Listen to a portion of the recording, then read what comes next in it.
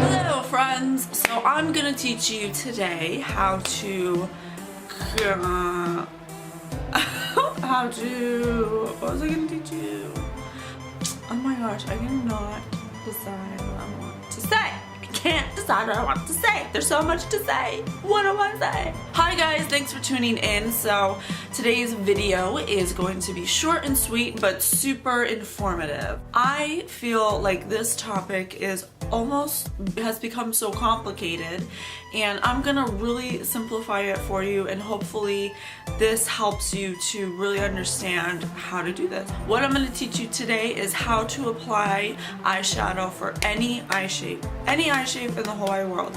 Now keep in mind, this is just a very simple beginner's tutorial on how to do that. Of course, once you get this foundation of how to apply, then as you increase your knowledge and your experience with eye makeup, you'll definitely be able to change it and understand more how to switch it up a little as far as placement goes. But these are the basics on every single person, whether you're a man, a woman, a child, an alien.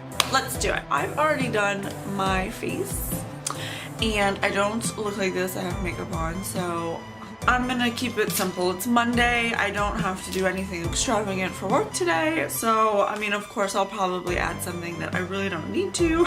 So the first thing you want to do is look at your eye.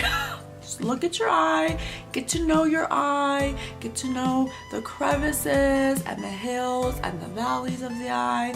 You cannot just go gun-ho with any brush you want into your colors and just think it's gonna be the bestest, because it's notist. So I already have my eye primer on. Now I don't want you to look at my eye and say, well, she's got a bunch of room. Forget room. Throw room out of the closet. Bye-bye. Room, you're out of here. One thing I do want you to look at is your brush size. Your brush size. I don't know why I said it like that. If there's 3 different brush sizes, it must be for a reason, I assume. One would assume. And you're right. The reason is because everybody has different eye sizes. So eye size is an important role. This is my handy dandy blending brush. Okay, see how fluffy it is compared to the other ones? It is the fluffiest. If I had a ton of room, then yeah, I could definitely put this in my crease, but I'm also gonna have to work harder to make sure that it has a precise application and doesn't make the eyeshadow go in places I don't want. So probably wouldn't use this brush to get my initial crease color on. This is a brush I'd use more for my all over powder that is really neutral. Like for instance, a color like this. This is my NYX, and it's just a like creamy bone color that's matte. That's the brush that I would use in here. And I would put this color all over your brow and then sweep whatever's left down to the lash line. That's just gonna help blend any other color we put on top of it. It doesn't need to be like super white, and it could really be on any skin tone. And then of course, you know, the deeper your skin tone, then obviously the deeper the color needs to be. Just think of a color that's a shade lighter than your natural skin tone. That should be your blending color. That's for a fluffy brush. If you want to make your life easier and you want to have a little more precision and control of your crease color, use a different brush. I'm gonna use the number 27 crease brush. It's dirty, sorry, I don't care, by Sephora. And this is where the lesson comes in. The first color that you should be using always, always, always, especially if you're a beginner at this, is a matte color. And a matte color just means no shimmer. Tartelette Pro to Go little mini palette. It's really pretty. They have these shiny colors and then they have the matte colors. The reason you put a matte color on is to create a foundation, to create a map, to contour the shape, so that way you have a roadmap or a guide for every other color to be inside of. Let me ask you this. Say you're building a house. Okay, you see houses built all the time. You see that they put the foundation down first, then they put wood up, then they put walls up. Do you think that it would be very beneficial to create a house by picking the lights out first and hanging them up? No. because there's nothing to hang them up on. You need to create a foundation first.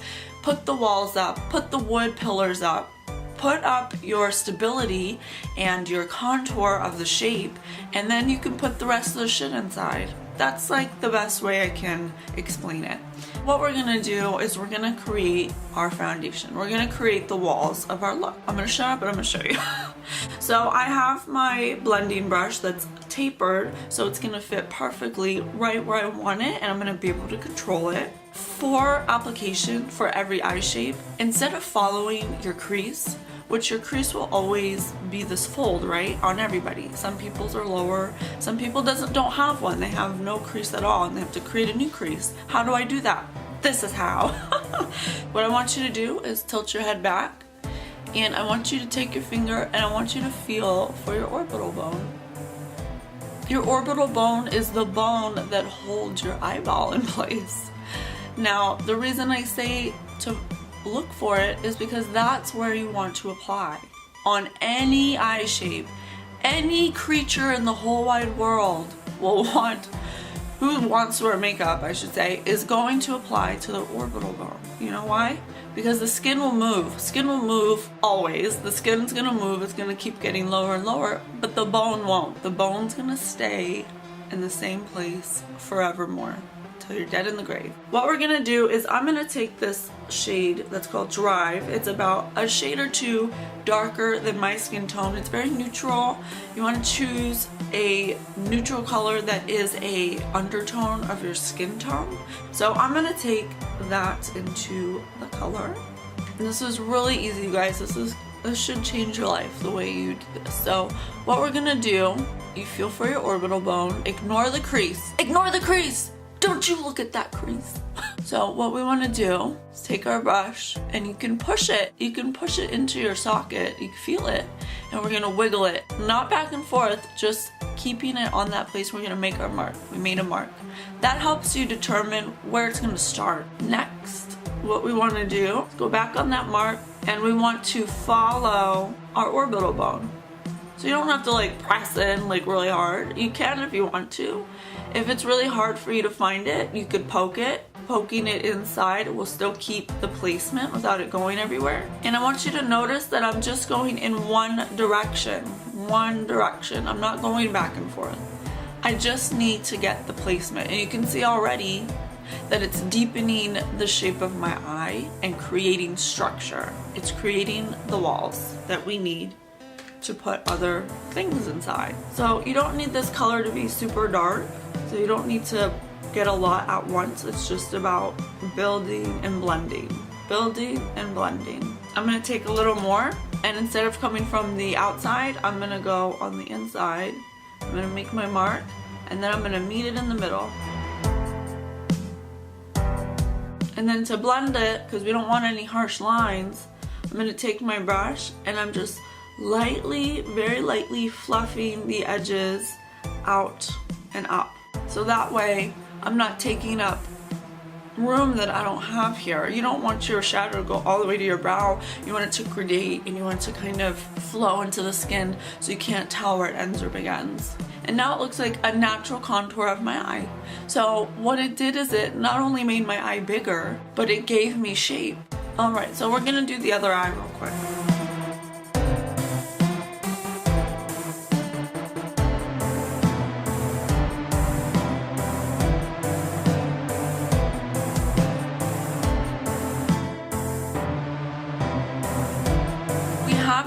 Basic foundation on, right? Now we need to deepen it. This is totally optional. You could stop here, but I just want to teach you how to do it. The next color I'm going to go in is my next darkest matte color. It's called Crisp. I'm going to use the same brush, and what we're going to do is put it in the same place, and you'll see what it does to deepen it. If that's what you wish to do, it will just help to really solidify your walls that you're creating for your look.